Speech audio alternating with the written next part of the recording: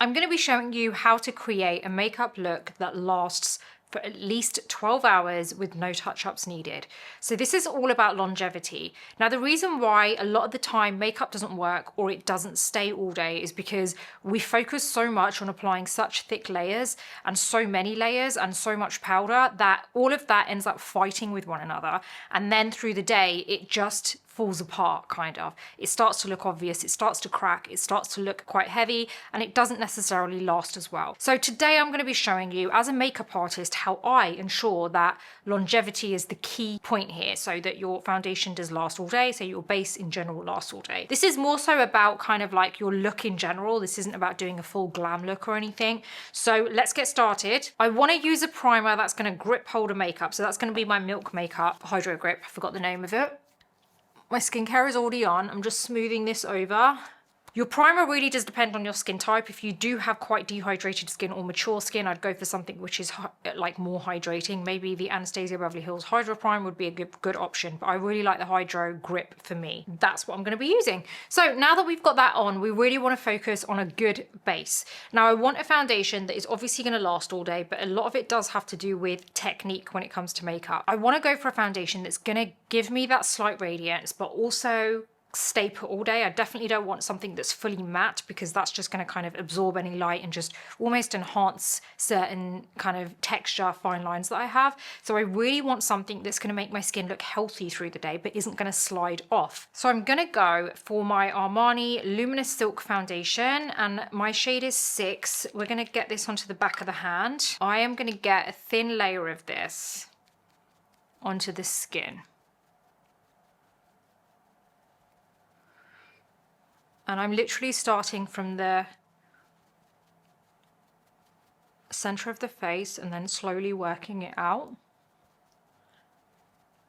Because this isn't a look that is like all about coverage. This is a look which is going to last all day. And sometimes I feel like without realizing, we end up opting for a full coverage look, thinking that's what we need for it to last all day. And that isn't what we need. Okay, so we've got a thin layer of this foundation. I've already got some really good coverage with it. That was such a small amount, I didn't even use a full pump. Meanwhile, let's add some brow wax, because we do want this to stay put as well. This is just to get my hairs into place. And I usually let that sit for a minute. Okay, now we're going to go into concealer. I'm going to add what I want here.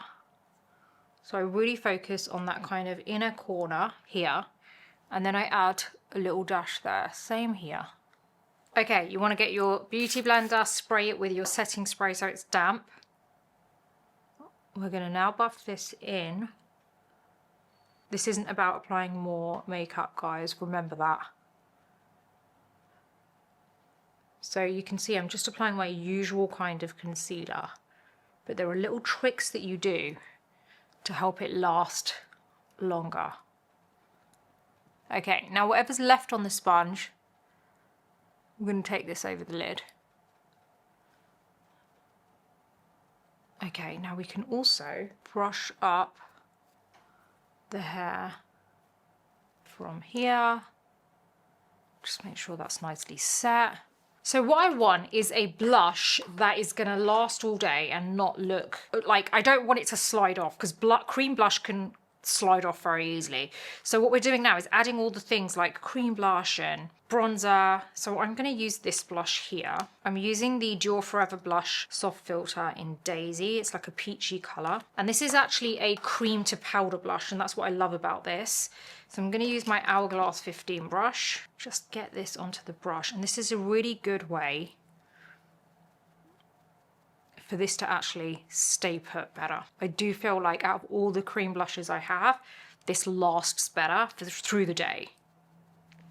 And I just apply this at the top corner of the apple and take it into the kind of cheekbones. I'm going to be very clever about the type of sculpting and bronzing I do. I don't want additional layers. So it's something I'm going to do at the end, which I think is a game changer for the whole type of look and keeping layers at a minimum. So this is all about keeping each layer thin, but also each like a minimal amount of layers. By the way, if you do like these kind of videos, please do hit the like button, subscribe and the bell button so you don't miss my next video.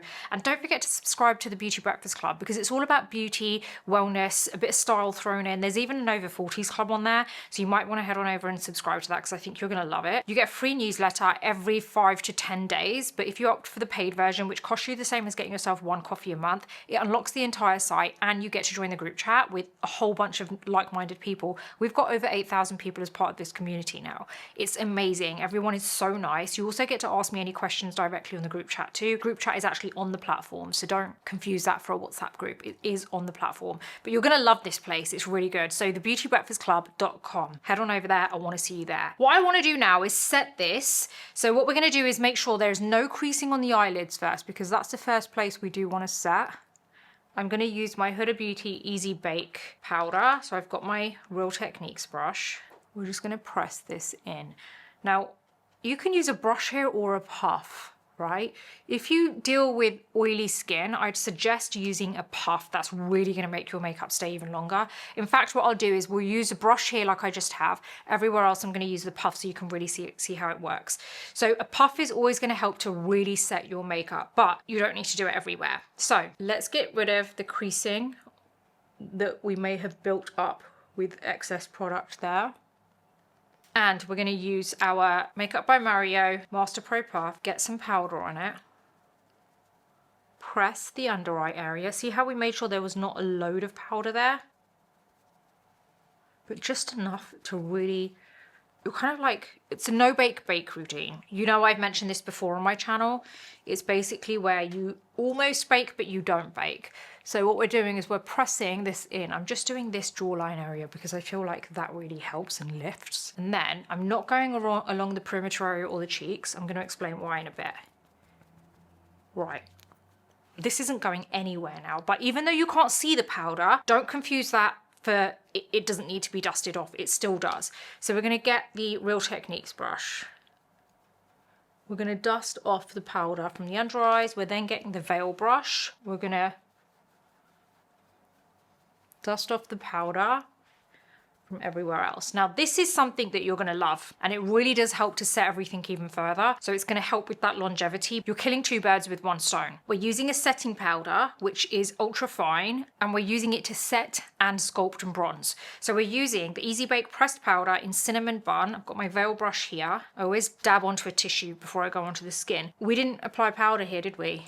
This is setting it now, but it's also, look, giving us that nice sculpt and bronze look to the face. You don't have to get a bronzing shade. You can just get the darker shade for a bit of sculpt if you want. It's like you don't have to go for something warm if you don't like bronze. But this is minimizing the amount of layers that we need because it's setting it as well as sculpting, and I love that. So this is something I think you're really going to like. Now you can also sculpt the nose with it if you want to, which we can do here. This is my Fenty 200 brush. Okay, so now we can do the brows. I always make sure my brows are nice and dry because otherwise the product doesn't transfer nicely onto your skin. So what we want to do here is just draw a faint line just to give us the shape. And then I'm just going to draw these hairs. And this is kind of just shaping the brow. And you will 100% notice the difference by applying powder on your brows first. But it's got to be not a lot of powder. It's just enough to make sure that the area is not tacky. Okay, let's get a little bit of lip balm on. I'm really loving my Rhode Peptide Lip Boost at the moment. Okay, so right now we've done our brows. I'm going to urge you to apply the tiniest amount of powder, not a lot because you don't want to make them like a different colour. The smallest amount of powder over your brows, and that's going to help to just kind of like almost set them again. But I like the fact that it also kind of, how can I put this, softens them a bit so that it doesn't look so dark. I always find like it's a good way to just kind of just bring them back down again. Okay, now when it comes to mascara, obviously we're going to curl the lashes. And I want something that's kind of gonna keep the lift and last all day and not flake. And I don't need to kind of like worry about it. And that's definitely gonna be my Hourglass Unlocked mascara. It's the one mascara you really do not need to worry about. In fact, there are actually quite a few that you don't need to worry about that I use, but this is one of them. And you can always rely on a tubing mascara to just stay put, not flake, not run. It's literally the best type of mascara. Okay, so for the lips, what we're going to do again is take whatever product that's already on this brush, which is a little bit of residue powder, go over the lip line, and you'll find that your lip pencil will transfer much easier. Plus, what happens is you get to keep all that nice moisture from your lip balm in the center, but the lip line is nicely powdered down. So I'm just using my Bissou Balm. At this point, you've got makeup on that is literally not going to go anywhere. But if you do want to bring some glow back to the skin, then use a kind of setting spray, or like, I don't like to say setting spray, even though they're called setting sprays. Like, I just don't think that they set at all, but use something which is going to help to give you a bit of glow, but not compromise the longevity of your makeup. I really am loving this one at the moment. It's the Say Beauty City set. I just think it's really easy to apply. You get such a nice kind of ultra fine mist on the skin, and it also doesn't make your skin look too wet. It's actually like you can even keep going. See what I mean? It doesn't look so wet. It's so ultra fine. It's not something which is too wet.